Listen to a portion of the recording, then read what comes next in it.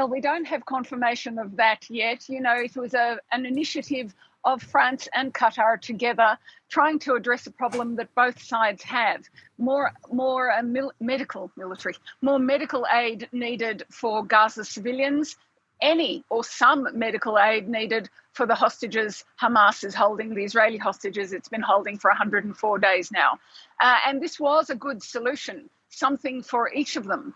But there's no way of checking, as the families of the hostages have said today, how will we know if someone who has asthma, I heard a mother whose son has asthma and another disease that he needs treatment for, how will she even know if he gets that inhaler? Because in the end, that decision is in the hands of Hamas. So while the Red Cross is involved, when the relatives of hostages have told the Red Cross in confrontations with them, why don't you go in, why don't you visit these prisoners, the Red Cross has made it clear it can't do that. That's not its role. Its role is to assist once a decision has been made to bring someone in, to bring them out to visit. So if Hamas doesn't allow the Red Cross in, they won't go in. The Red Cross has made that plain. So there is a hope here that will be something for the hostages. And there is a hope on the Palestinian side that all the aid will get to Gazan civilians who need it and won't be siphoned off by any of the clans or indeed Hamas. But no one has guarantees of that. There's a lot of hoping, a lot of praying these last few days for the families of those hostages, the Israeli hostages still being held by Hamas. Do we know how many people are still being held? We have a video that came out a few days ago showing proof of life, if you will, of a number of them. We also had news of deaths of others. What do we know about the state of the hostages that are still being held by Hamas? Well, the truth is we don't know much. Israel has taken out the bodies of some. It estimates that of the 132 hostages they believe are still being held in the Gaza Strip, something like 20 of them, maybe now 24 of them, are no longer alive.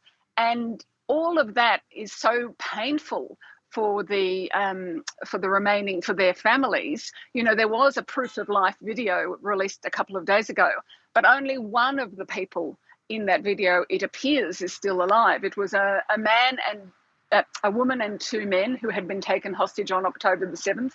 And then there was a second updated video showing us two of those males now dead. So I don't know if the families saw them. I did. They did look as if they were no longer alive. But afterwards, the Israeli military confirmed they do believe they're dead. And I heard an interview with the sister of one of them, of Itai Svirsky, today. And her story, just on its own as a human story, is heartbreaking. Her mother died, her father died on the attack on their kibbutz, Be'eri, on that day, October the 7th. Her grandmother was also held and her grandmother's carer was killed. And today she has the job of telling her 97-year-old grandmother that her brother, you know, her grandson, is also amongst the dead. So that's a very hard story. I'm also talking to you on the day of the first birthday of the youngest hostage. He was kidnapped into Gaza when he was 9 months old. Today he's 1 year old.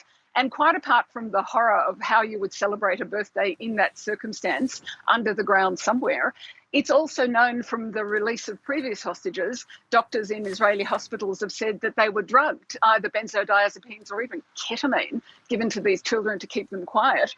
And it was only when they started having withdrawal symptoms that the doctors realised what they were suffering from. So all of that makes everyone very worried about the children, very worried about the remaining hostages, and the hostages' families are now saying the only way they come back is either through a deal and they come back alive, or if there's no deal, they come back, if we're very lucky, they come back dead. If not, their dead bodies stay in Gaza.